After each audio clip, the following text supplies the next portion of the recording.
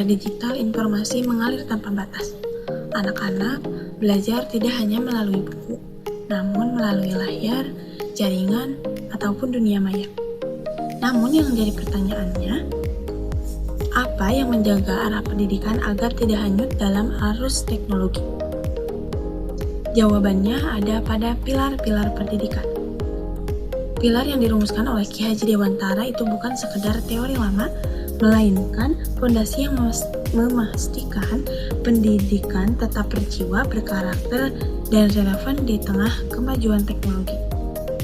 Saya Rizka Fatimah dengan NIM 86048024 dari UPBJJ Bogor akan membahas secara ringkas tentang pilar-pilar pendidikan dan relevansi di era digital yang dikaitkan dengan pemikiran Bapak Pendidikan Nasional yaitu Ki Hajar Dewantara. Pendidikan adalah pondasi kemajuan bangsa. Namun, di tengah pesatnya perkembangan teknologi, sering kita bertanya, apakah nilai-nilai pendidikan lama itu masih relevan? Pertama, mari kita bahas pilar dalam konteks pendidikan. Secara sederhana, pilar diartikan sebagai tiang penyangga agar sebuah bangunan berdiri kokoh, tidak runtuh. Dalam pendidikan, pilar bukan sekedar aturan, nilai, prinsip, dan landasan filosofis sebagai tulang punggung seluruh sistem pendidikan. Tanpa pilar yang kuat, pendidikan akan menjadi transfer ilmu yang rapuh, mudah terbawa arus.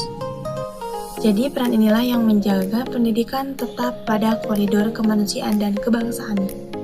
Di Indonesia, pilar pendidikan yang paling fundamental dirumuskan oleh Ki Hajar Dewantara dalam 3 semboyan agungnya, yang menjadi hubungan antara pendidik dan peserta didik. Yang pertama, Ingarsa Sung Tulodo, yang artinya di depan memberi teladan. Hal ini bermakna bahwa seorang pendidik atau seorang guru itu harus menyontohkan yang baik seperti sikap, perkataan bagi murid-muridnya. Yang kedua, Ing Madya Mangunkerso, yang artinya di tengah membangun semangat. Hal ini bermakna bahwa seorang pendidik itu tidak boleh kaku ataupun otoriter. Jadi seorang pendidik itu harus berada di tengah-tengah siswa, berinteraksi, memotivasi, serta menemukan inisiatif dan kreativitas pada siswa. Yang ketiga, Tuturi Handayani, yang artinya di belakang mendorong maju. Pendidik berperan sebagai pendukung dan penggerak. Guru tidak mengatur segala hal, tetapi membebaskan potensi anak agar tumbuh sesuai kodratnya. Memberikan dukungan kepada anak saat mengalami kesulitan dan membiarkan mereka untuk melangkah maju. Nah, yang jadi pertanyaannya, seberapa relevankah ketiga hal ini dalam era digital? Era digital membawa perubahan sangat besar melalui pembelajaran daring, melimpahnya informasi hingga interaksi serba maya. Karena hal ini membawa tantangan sekaligus peluang. Yang pertama, Ingarsa Sung Tulodo. Di dunia digital, batas antara dunia nyata dan dunia maya itu semakin tipis. Siswa sangat aktif di media sosial. Tantangannya, guru tidak harus memberi teladan saat di kelas saja, tetapi juga harus memberi teladan ketika bermedia sosial. Guru harus bijak dalam bermedia sosial, menjadi contoh pengguna yang etis dan literat. Jika guru saja menyebarkan hoaks atau berkata kasar, maka bagaimana siswa bisa meniru kebaikannya? Jadi, kini sikap teladan itu bersifat 24 jam, tidak hanya saat tatap muka saja. Yang kedua, relevansi Ing Madya Mangunkerso. Dalam pembelajaran daring, tantangan terbesarnya adalah jarak dan hilangnya semangat belajar. Prinsip di tengah membangun semangat menjadi sangat kerusuhan.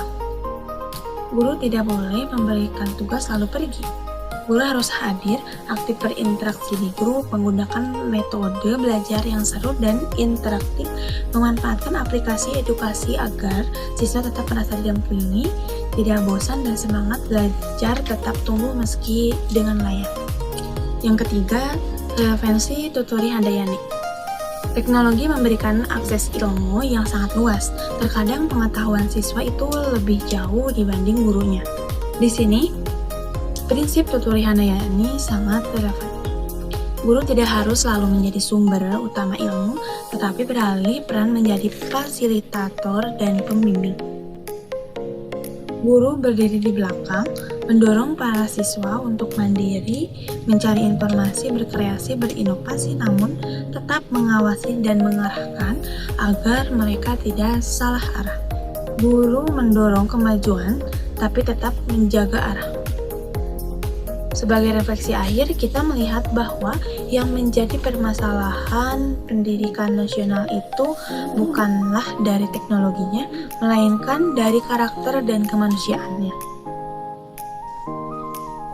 Teknologi hanyalah alat, namun dengan pilar-pilar Ki Hajar Dewantara menjadi kompas agar kemajuan teknologi tersebut membawa kebaikan bukan kerusakan.